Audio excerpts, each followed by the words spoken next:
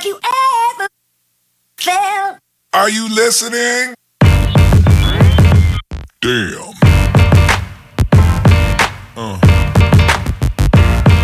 Yeah. Yeah. Yeah.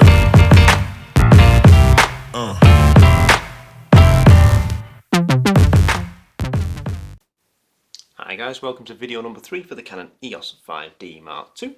And in this tutorial video we're going to have a look at the back LCD quick menu. Not the full menus, we'll get into those, but it's the quick menu that you'll be used to seeing on your Canon Rebels, 500D, 600D, whatever, across that range. The 5D2 doesn't have a dedicated quick menu button per se, but you can get to it by pressing the info button and cycling through. Now I'm going to start this in aperture priority mode. Because I want to show you first, by pressing the set button and using the jog dial, the auto bracketing setting here, okay, that we can change, or the exposure compensation. Now currently it's in exposure compensation because we're in aperture priority, okay, like so. So it's a dual feature, if you will. If we kick it into manual, okay, and then go through, we can do the auto bracketing, so it will take a picture 1 2/3 stops under, zeroed out, and 1 2/3 stops over, to give you options for doing HDR. If you're not sure what the exposure is, you can bracket your shots. It's not something I tend to bother with really, but there it is.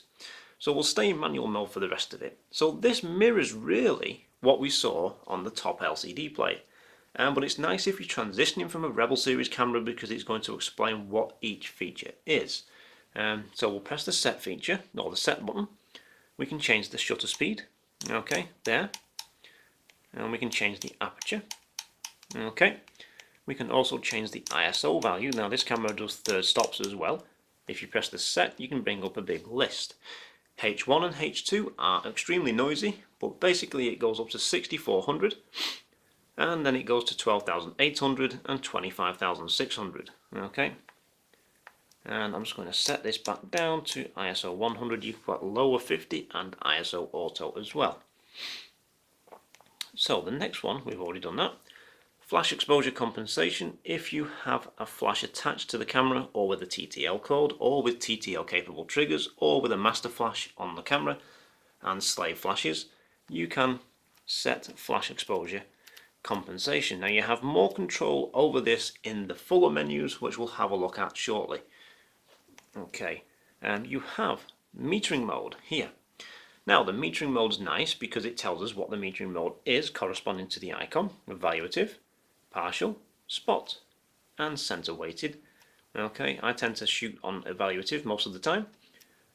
Yeah, we've got white balance, so you have flash, custom, Kelvin. It tells you the Kelvin value there, which we can change by using that top wheel. Okay, fluorescent, tungsten, cloudy, shade, daylight, auto white balance. Now I do recommend setting a white balance for the conditions that you are shooting in, just to save you time later in post.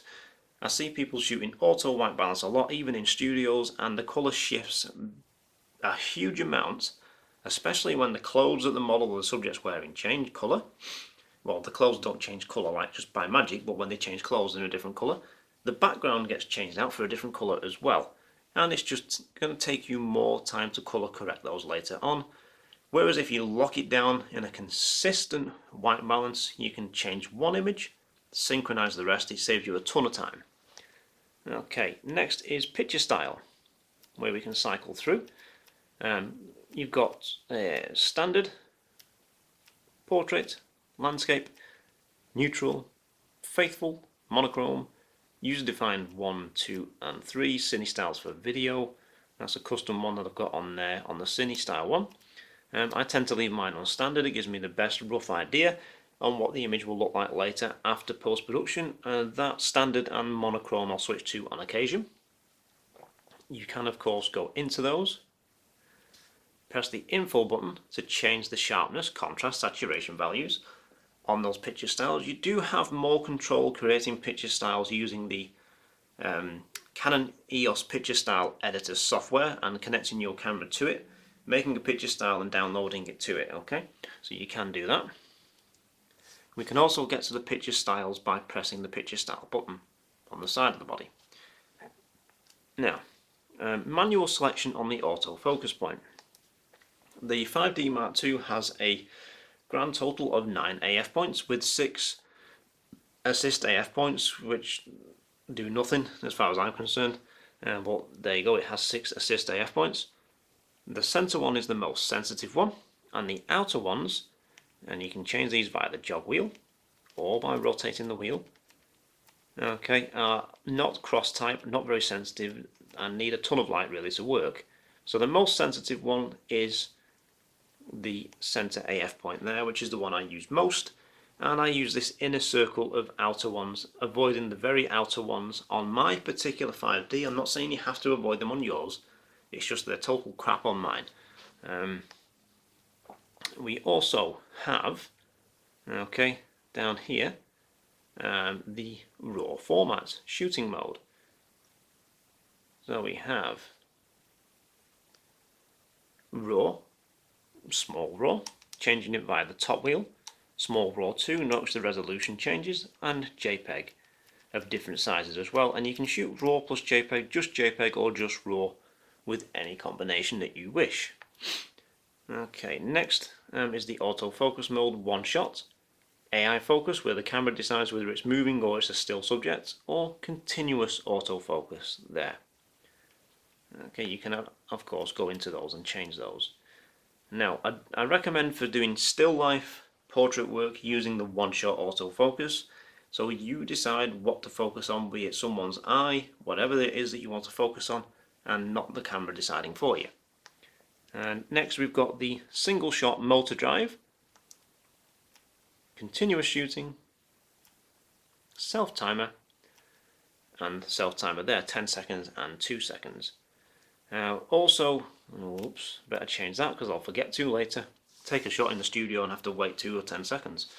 We also have here the battery readout, number of shots available to take in the buffer based on the settings that are dialed in that just popped up, and the total number that can fit on the card that you have, or the remaining space on the card. So that's pretty much it really on that rear LCD screen, but it's a nice transition from shooting a Rebel series camera if you move up to a 5D2, because you're used to using this screen, because the previous camera would not have had the top LCD plate. So that's it then for video number 3. Any questions, stick them in the comments below. I do recommend watching these videos as we go through with your camera in hand so you can get used to it. Of course you can read the manual if you want to. I know they're a bit boring, but there you go.